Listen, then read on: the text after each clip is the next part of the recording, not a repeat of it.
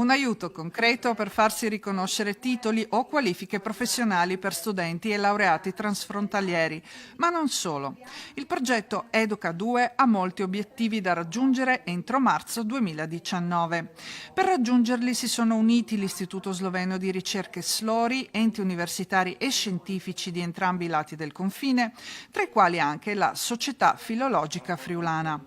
Il progetto intende creare una rete di cooperazione transfrontaliera di scuole, università, centri di ricerca ed enti delle minoranze, armonizzare i sistemi di formazione e istruzione, formare in modo condiviso i docenti, creare una piattaforma web per materiali didattici e l'apprendimento online, oltre a strumenti e attività pilota per l'insegnamento dello sloveno e dell'italiano come lingua del vicino.